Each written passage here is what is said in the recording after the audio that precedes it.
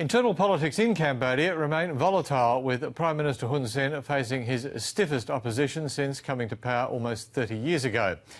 Amid the government crackdown, another category of victim has emerged: people of Vietnamese heritage, with the recent rise in racist attacks prompting alarm from human rights groups and even the United Nations. James Oaten reports.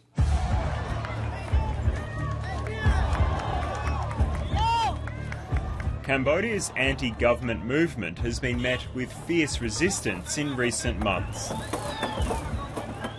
Police using riot gear and cattle prods to disperse crowds.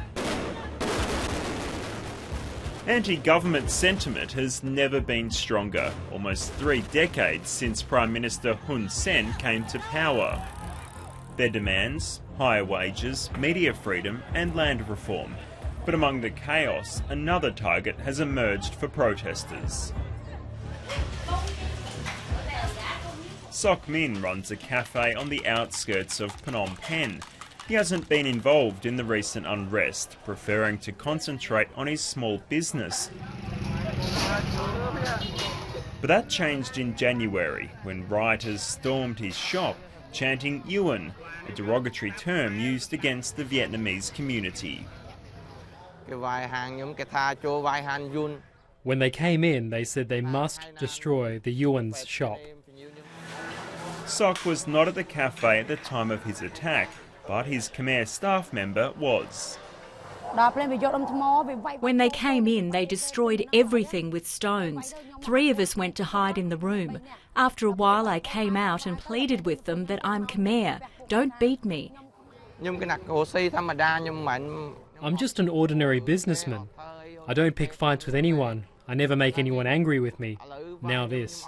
Now they destroyed my shop and I've lost everything. Anecdotal evidence suggests anti-Vietnamese sentiment has been on the rise for several years. Cambodia has a contentious history of land grabs and deforestation, resulting in communities being displaced with little to no compensation. Much of the land is converted into rubber plantations, and the company that's benefited the most is the state-owned Vietnam Rubber Group, which owns at least 130,000 hectares, 13 times the legal limit. It's an issue of great concern to Cambodia's opposition leader Sam Rainsy, who accuses the Hun Sen administration of selling out the country's interests. We are concerned about deforestation, about farmers losing their farmland, losing their livelihoods. But in his criticism of the Vietnamese companies, many say that Mr. Rainsy has overstepped the mark. If you look at the past 6-7 years, through that economic land concessions, many of the Cambodian local people has been victimized by the scheme. Those are legitimate human rights, political issues. But I think because race and anti-Vietnamese sentiment is high, the opposition just take the most convenient position. The issue has prompted a strong rebuke from the United Nations Special Rapporteur, Professor Suya Sabeti. Cambodian citizens of Vietnamese origin came to see me with their own grievances, saying that they feel a bit insecure and they feel racially harassed. Professor Sabeti says he's received a direct apology from Mr. Rainsy, but while satisfied with the response, it isn't the end of the matter. I think it will need to be further scrutinized and closely monitored. There has been a lot of misunderstanding. Some of my statements have been quoted out of their context. I think that people will understand the position of Cambodian patriots.